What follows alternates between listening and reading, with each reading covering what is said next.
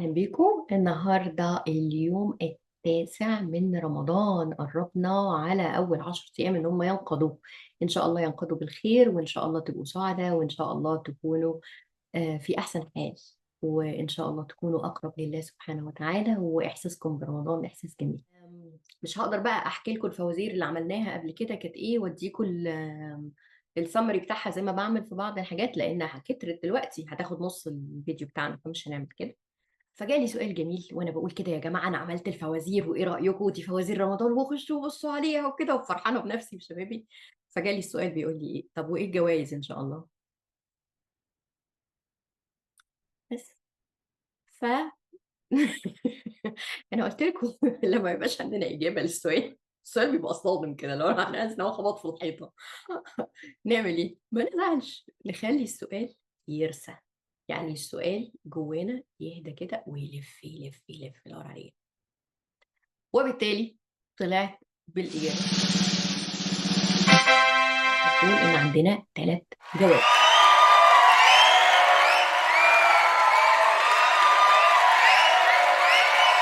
الجائزة الأولى شهر حد هيعمل كوتشنج معايا،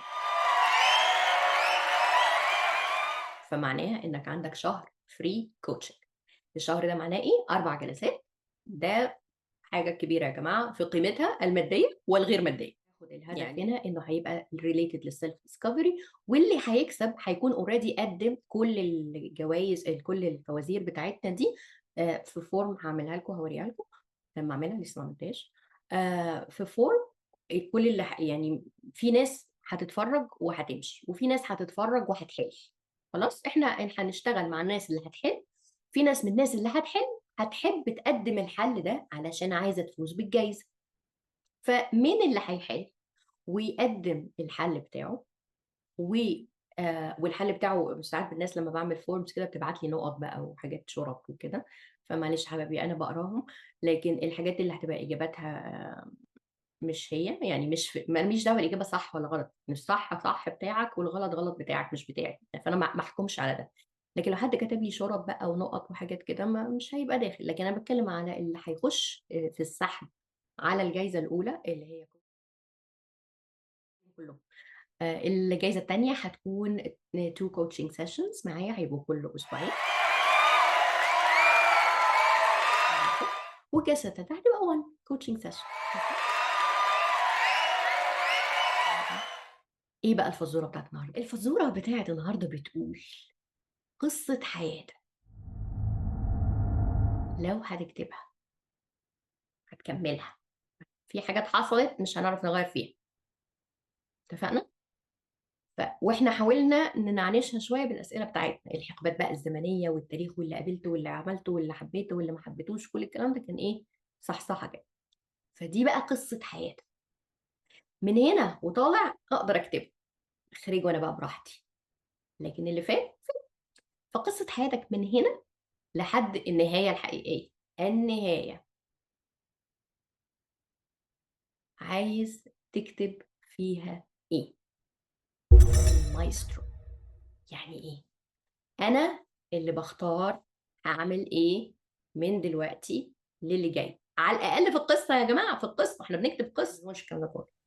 انا المايسترو في الفكر، انا المايسترو في الاخراج، انا المايسترو في اني اطلع كل اللي نفسي فيه. خلاص، قصه حياتك من النهارده بمعرفتك باللي فات لحد النهايه. عشان اسهل لكم شويه، فيها كام تشابتر؟ عايز تحكي فيها ايه؟ عايز اللي يقراها يتعلم ايه؟ هيستفيد ايه؟ هل هيقول دي قصة حلوة؟ هل هي بس هتداعب المشاعر؟ هل هي هتبث أفكار معينة؟ هل هي هتحث على أكشن معين؟ القصة بتاعتك دي من النهاردة للنهاية قصة تعبر عن الدراما التي يعيشها الإنسان، والكفاح والألم والذي يعتصر قلبه. هتاخدها من الناحية دي وتبقى فيها شجن وفيها مشاعر وفيها العقبات وفيها التحديات وفيها الكلام ده، وان البطل بيعمل كذا كذا ويحقق الكلام ده كله. هل هي دراما فقط ولا هي ادفنتشر؟ فيها بقى ايه مغامرة، وبنعمل وبنسوي. التون بتاعها ايه، حزيني ولا التون بتاعها فرايحي، ولا التون بتاعها متغير، فيها شوية حزن على شوية مرح على شوية ادفنتشر على شوية ايه تاني، ولا ميوزيكال؟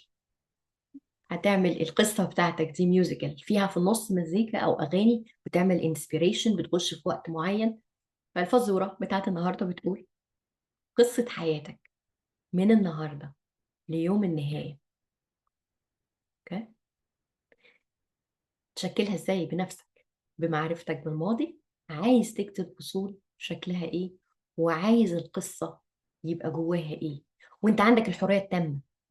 يعني القصة دي ممكن تتعمل زي ما انت عايز. يعني اجان النهاردة انا كسبت جايزة whatever it is، ماشي، مليون whatever، 100 مليون whatever من الحاجة اللي انت فيها، ورحت وعملت وسويت اكتب الكلام ده، اكتب. ما تكتبش ليه؟ اكتب. اه والله حصل كذا. عايزه تحصل ازاي؟ دي كلها تخيلات. هتطلع حاجات من جواك انت مش متخيلها. خلينا نعرف ايه اللي جواك. جوانا القصه بتاعتنا. خلاص. في ناس رغم انها مش واخده بالها القصه جواها حزيني، عشان هي ده بتدور على الحزن الى حد ما، بتميل للحزن. فتلاقوا ان احنا مثلا بنميل للمسلسلات اللي فيها شجن والم وحزن. يا جماعه الحاجات دي بتشكل اجزاء مننا، وبالتالي ما بنعرفش نخرج منها. وبالتالي بتجيب لنا بتاتراكت او بتخلي نجذب لينا نفس النغمه اللي احنا عايشين فيها. فلو النغمه نكد هتجيب نكد، لو النغمه شجن والم هتجيب شجن والم، لو النغمه وجع جسدي هتجيب مور اوف ذات، لو النغمه هيافه هتجيب اوكي.